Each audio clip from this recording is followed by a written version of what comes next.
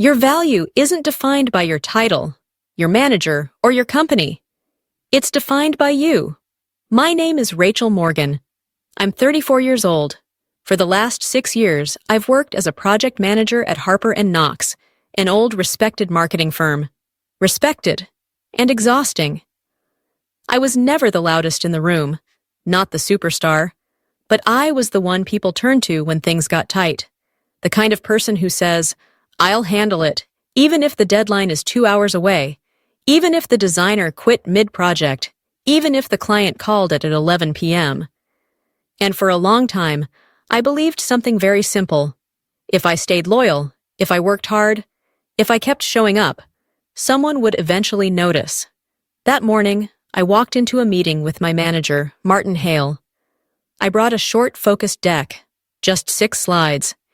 It had data, market comparisons, 4 straight quarters of me outperforming every KPI. I even included a 12-month development roadmap I built for our design team, projected to improve workflow and cut creative costs by nearly 20%. All I asked for was a 7% raise. Not a promotion, not equity, not a title change, just a fair acknowledgement for 6 years of consistent, quiet work. Martin leaned back in his chair. He didn't open the deck, didn't ask a single question. Instead, he chuckled, softly, but it hit me like ice water down the spine. "You want 7%?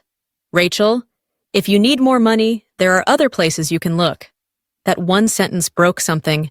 It wasn't loud. No slamming doors, no shouting, just a clean, silent fracture across the part of me that believed loyalty meant something. I nodded, professionally, said thank you, with a smile that didn't reach my eyes. I packed up the documents, none of which he touched, and walked calmly back to my desk, pretending the conversation never happened. But it had. And it wasn't just about a raise. It was about being seen. Or rather, not being seen. For the first time, I understood. To Martin, and maybe to the company, I wasn't even worth 7%. I wasn't angry. I wasn't hurt. I was hollow. And in that hollow space, something shifted. I started thinking about the years I gave, my weekends, my holidays, my sleep, for a place that didn't believe I was worth keeping. I sat back down at my desk, opened my laptop, tried to act like everything was fine, but my hands didn't move. They just hovered above the keyboard, frozen. The screen stayed blank, and that's when the memories came rushing in, not in order, not in logic, but like shards. Each one a quiet moment when I had stepped back, bent, swallowed my pride, all for the hope that maybe, just maybe, someday, someone would remember and say, she mattered. I remembered my first year at Harper during the collapse of the Coastal Bloom project. Everyone left for Thanksgiving. I stayed behind, alone, ate cup noodles at my desk, and rebuilt the entire pitch deck from scratch. 10 straight hours. The following week, the client signed the deal. Martin called it luck. I didn't argue. I remembered the third winter, right before the Aurora Home presentation. The client had trashed the preview deck the night before we were set to present. One of our designers had a breakdown, sobbing over layout issues. I stepped in, took the blame. I hadn't even touched the visuals. But I was the team lead, and I thought protecting my team was part of what loyalty meant. I remembered just last month, sleeping in the office with my knees tucked into a swivel chair, waiting on the final render to process. No one knew. I didn't post about it, didn't complain. I told myself, do it well, and tomorrow they'll notice. But no one asked why I was always the first one in. No one wondered how the 7 a.m. report always landed at exactly 3:12 a.m. I remembered it all. The meetings where I pitched the idea, and someone else got the applause. The clients who said, Rachel has to lead this one, and Martin still assigned me to support, because you're good at the background stuff. The team dinners I skipped to clean up files, while everyone else posted stories, clinking glasses and smiling wide. For the longest time, I believed silence was strength, that by not asking, not complaining, not quitting, I was building something solid, something real. But sitting there now, After that laugh in the conference room, I finally saw the truth. Silence doesn't earn you respect. It earns you invisibility. They didn't think I was valuable. They thought I'd always stay, quiet, reliable, easy to overlook. And that's when it hit me. Loyalty, when it isn't seen, isn't noble. It's a trap. That night I sat alone in my small apartment, just the kitchen light spilling out behind me. My laptop was open on my lap, but I wasn't working. I was just still.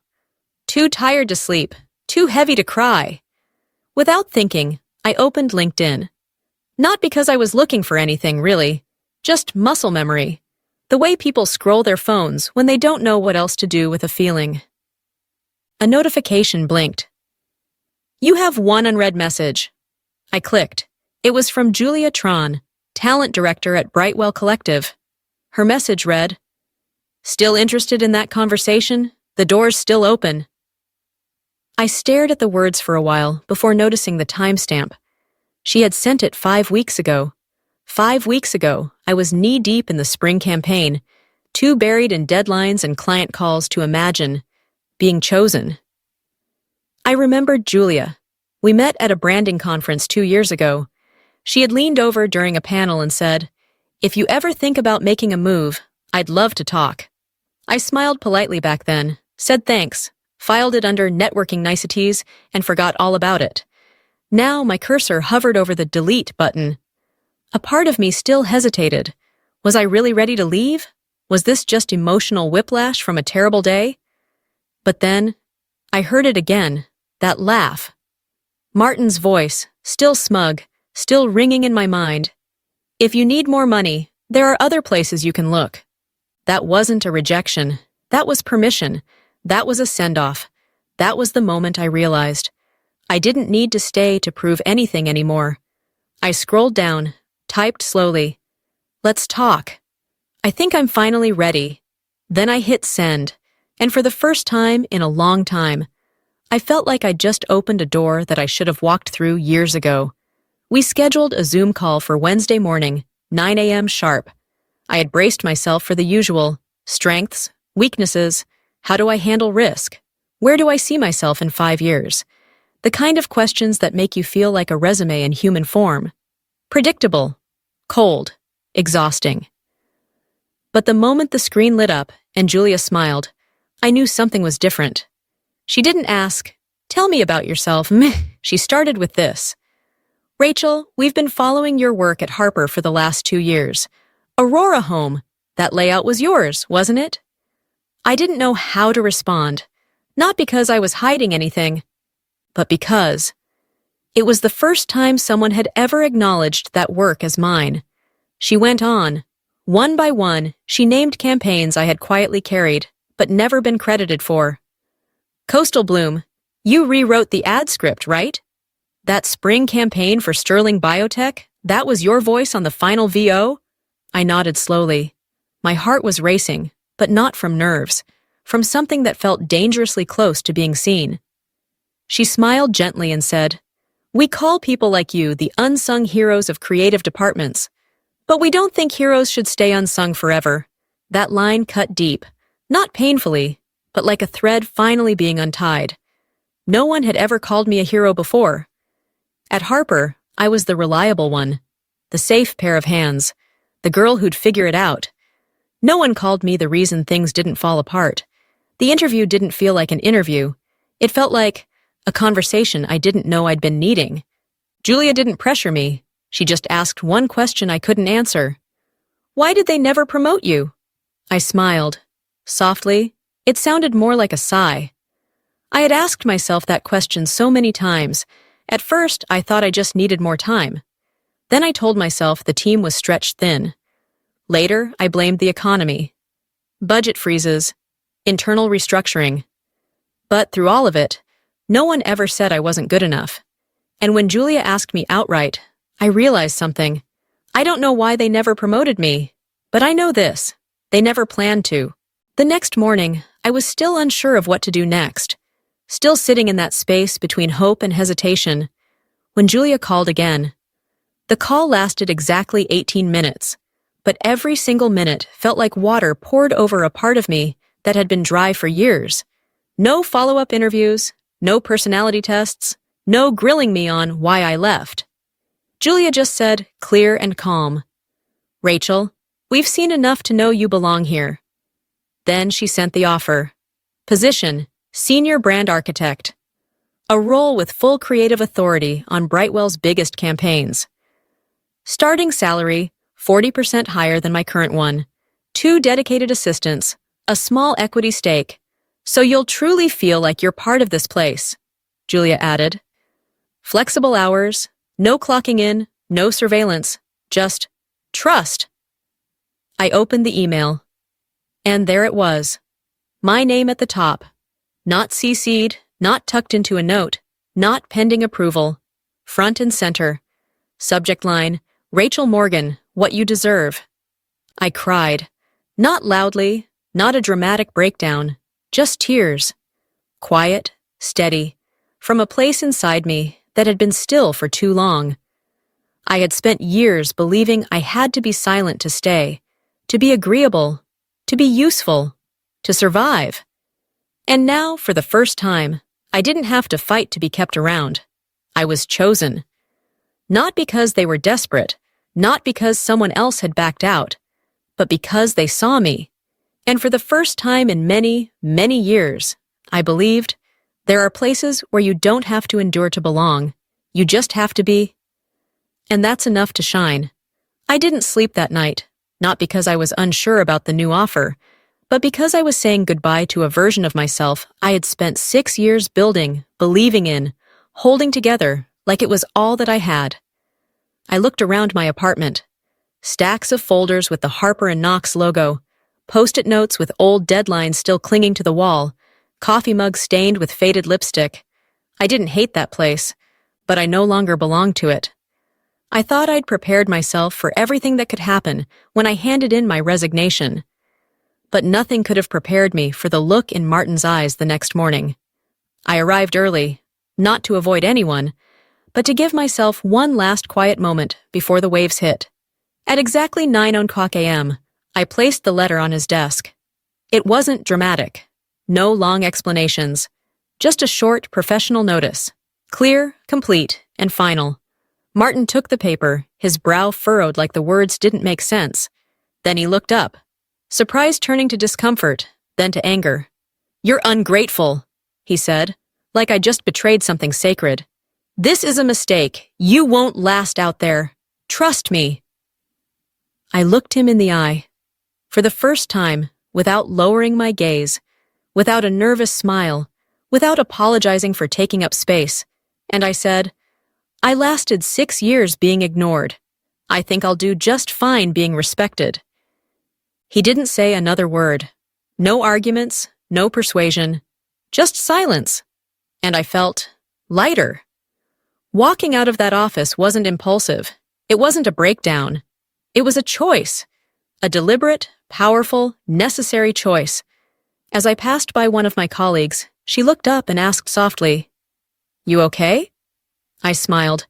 For the first time in a long while, yeah, I really am. My last day.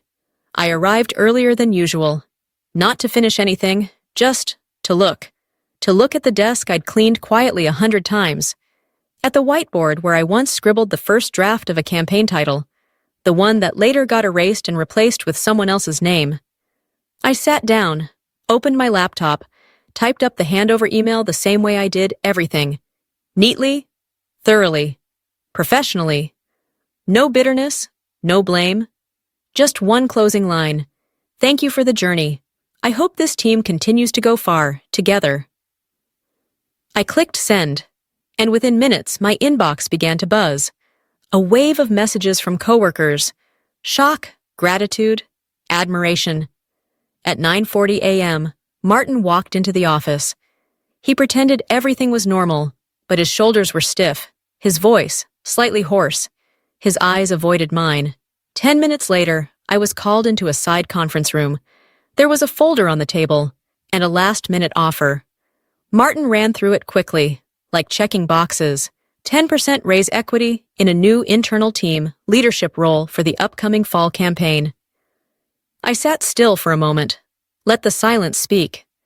Then I looked him in the eye and said calmly, "You're offering respect now, but only because I'm leaving." Martin opened his mouth, maybe to argue, maybe to apologize, but I was already standing, bag on my shoulder. The decision had been made long ago. This was just closure. As I stepped toward the door, someone from legal stopped me, holding a document, a non-compete agreement, 12 months of restriction. I scanned the bolded line.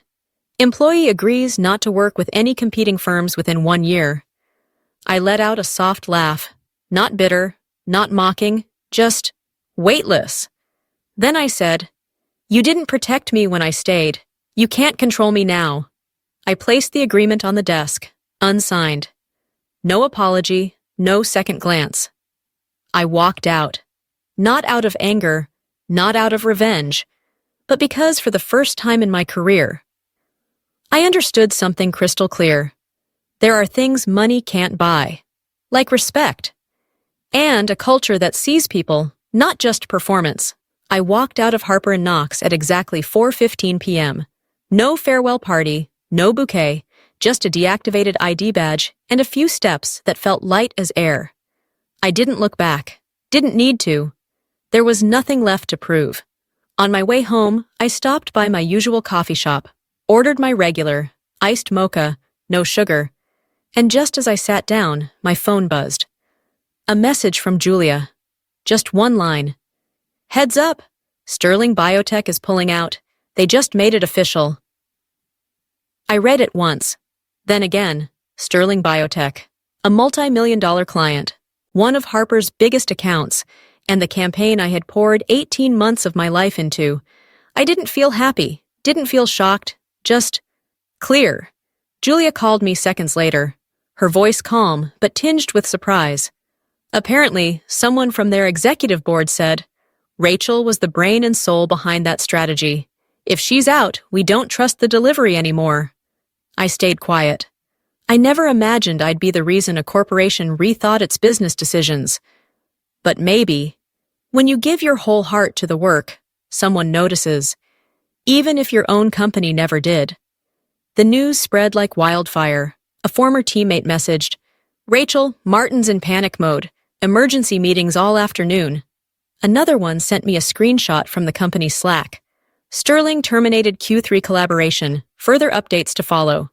I didn't respond. Didn't need to. I didn't feel vindictive. Didn't need to say, "I told you so." I didn't need revenge. Because I knew, when you walk away in peace, the truth echoes louder than anger ever could. And at that moment, I understood something deeply. I didn't walk away from Harper. Harper chose not to keep me. And now, they were paying the price for that decision.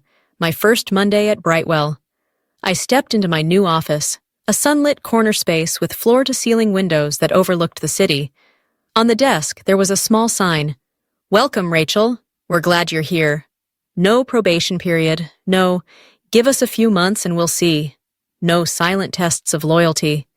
They trusted me on day one, and somehow that quiet gesture of trust almost brought me to tears. The creative team I was leading? Young, energetic, curious, but not suspicious, not guarded, not waiting for me to prove myself. They saw me as someone who brought something new, and more importantly, someone who listened. That Friday, Julia knocked on my office door. She walked in holding a cup of tea and a stack of folders. She placed them gently on my desk and said, "Let's talk about the overlooked." I blinked.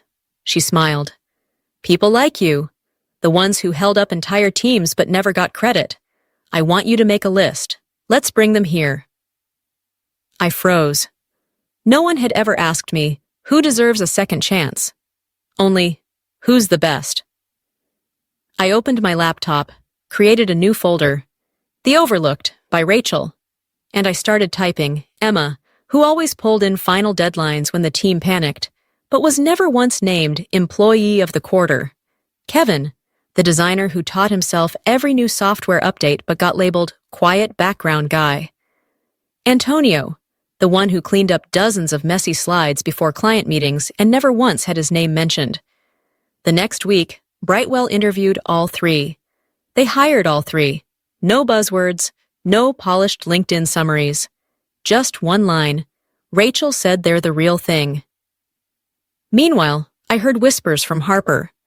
Another major client had pulled out. One of the internal Slack groups was shut down. HR announced a 30% budget cut. I didn't smile, didn't feel triumphant. I just felt like the world was slowly tilting back into balance. No drama, no lawsuits, no LinkedIn exposés. Just this. Truth, finally given a seat at the table.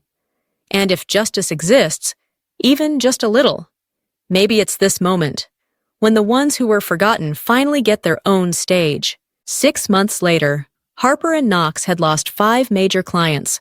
40% of the staff had been let go. A business column headline read, "Talent Exodus and Client Departures Put Harper into Reputational Freefall." I read it on a quiet morning, sunlight pouring across my new office window. I folded the paper, didn't save it, didn't forward it. I never lived for the moment others would fall. I lived for the day I wouldn't have to break myself just to be seen. These days, I sleep 8 hours a night. I work on campaigns I believe in. I lead a vibrant team that doesn't fight for credit. We share it. We multiply it. One late evening, a text came in from an unknown number. "I didn't realize how much you carried. I'm sorry. Martin." I stared at the screen. No anger, no heat in my chest. Just stillness. I didn't reply, not because I was above it, but because I knew that apology wasn't for the woman I am now. It was for the one I used to be, the one who sat quietly in a boardroom while being laughed at. I opened my journal and wrote, "Loyalty without recognition is not virtue, it's self-erasure." I looked around the room, the walls alive with the energy of people I now mentor. Kevin was helping a new intern lock in her first visual pitch. Emma was confidently presenting strategy, her voice no longer shaking. Julia gave me a thumbs up as I passed her by the glass conference room. And in that moment, I understood something deep in my bones. I didn't have to destroy my past to move forward. I just had to build something better, a place where my worth wasn't something I had to ask for, but something that was already known, and that was the final kind of rising.